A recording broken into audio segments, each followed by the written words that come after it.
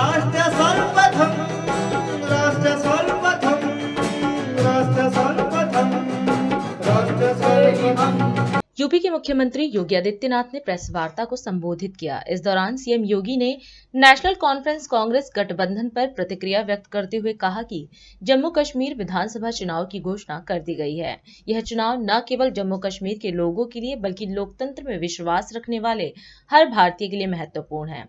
उन्होंने कहा कि कांग्रेस जो एनडीए गठबंधन का नेतृत्व कर रही है, उन्होंने अब्दुल्ला परिवार की नेशनल कॉन्फ्रेंस के साथ गठबंधन कर एक बार फिर अपनी राष्ट्र विरोधी योजना देश के सामने रखी है। इसके साथ ही सीएम ने कहा कि दोनों पार्टियों का चुनाव पूर्व गठबंधन राष्ट्रीय सुरक्षा और संविधान के प्रति प्रतिबद्धता को लेकर बड़े सवाल खड़े करता है।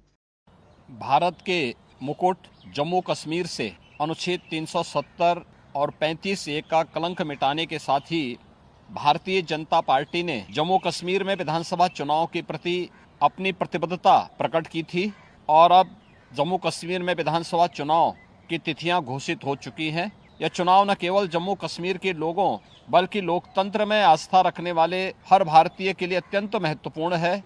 दुनिया भर की निगाह आज इस ओर लगी हुई है। ऐसे महत्वपूर्ण चुनाव में इंडी गठबंधन की जो नेतृत्व कर रही है कांग्रेस ने Abdullah and sons family private limited की नेशनल कॉन्फ्रेंस के साथ गठबंधन करके फिर से अपने राष्ट्र विरोधी मंसूबों को देश के सामने रख दिया है। हाल ही में नेशनल कॉन्फ्रेंस ने अपना मैनिफेस्टो जारी किया है। इसमें अनेक ऐसे बिंदु हैं जो भारत की एकता, भारत की अखंडता और राष्ट्रीय सुरक्षा के प्रति पूरे देश को आशंकित करती है। कांग्रेस और नेशनल कॉन्फ्रेंस का यह गठबंधन राष्ट्रीय सुरक्षा को लेकर के अनेक बड़े सवाल खड़ा करता है और भारतीय संविधान के प्रति सच्ची श्रद्धा और निष्ठा रखने वाले हर व्यक्ति को चिंतित भी करती है। मैं कांग्रेस के नेता श्री राहुल गांधी से पूछना चाहता हूं कि क्या कांग्रेस नेशनल कॉन्फ्रेंस के जम्मू कश्मीर में फिर से अलग झंडे की घोषणा का समर्थन करती है? क्या राहुल गांधी और कांग्रेस पार्टी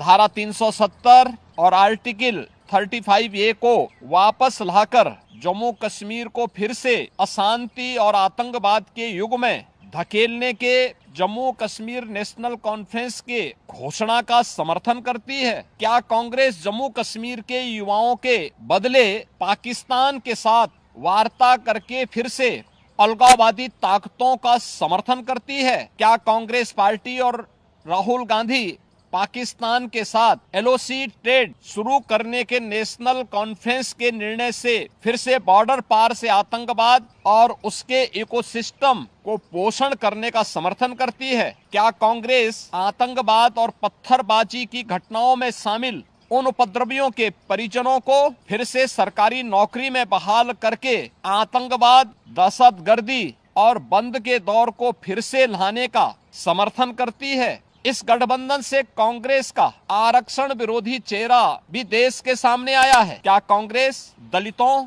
गुर्जरों, बकरवाल और पहाड़ियों के आरक्षण को समाप्त कर फिर से उनके साथ अन्याय करने के लिए जम्मू कश्मीर नेशनल कॉन्फ्रेंस के वायदे का समर्थन करती है? क्या कांग्रेस चाहती है कि शंकराचार्य पर्वत, तख्त-ए-सुलेमान और हरि पर्वत कोहे मारन के नाम से जाने जाएं? क्या कांग्रेस जम्मू कश्मीर की अर्थव्यवस्था को एक बार फिर से भ्रष्टाचार की आग में झोंककर पाकिस्तान समर्थित गिने चुने परिवारों के हाथों में सौंपने का समर्थन करती है? क्या कांग्रेस पार्टी जम्मू कश्मीर नेशनल कॉन्फ्रेंस के जम्मू और घाटी के बीच भेदभाव की राजनीति का समर्थन करती है?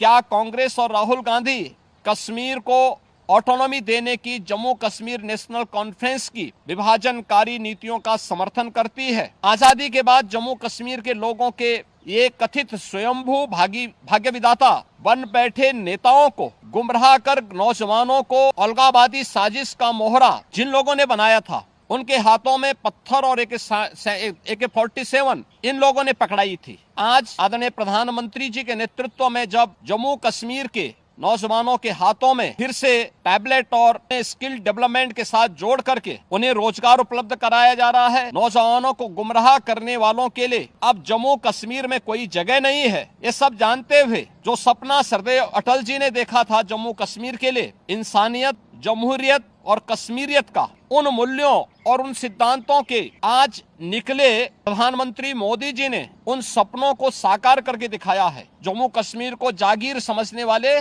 पाकिस्तान प्रस्त ठेकेदार और वहां की कथित लीडरशिप ने कभी सोचा नहीं कि नफरत की फसल काटने वाली उनकी सियासी जमीन सदा के लिए अब बंजर हो चुकी है। कोई ऐसी सरकार भी आएगी जो अनुच्छेद 370 को समाप्त करेगी, यह इन लोगों को आज हजम नहीं हो रहा है। अनुच्छेद 370 की समाप्ति के बाद जम्मू कश्मीर की आबो हवा बदल चुकी है, मुद्दे बदल चुके हैं। आतंकवाद और अलगाववाद का मुद्दा चुनाव की धारा में सदा के लिए विलीन हो चुका है। अब वहां विकास, रोजगार और पहचान की बात हो रही है। तो स्वाभाविक रूप से वोट के इन सौदागरों को कैसे अच्छा लग सकता है। और कांग्रेस का यह दुरभिसंधि कांग्रेस से इन प्रश्नों को पूछने के लिए हमें मजबूर करता है।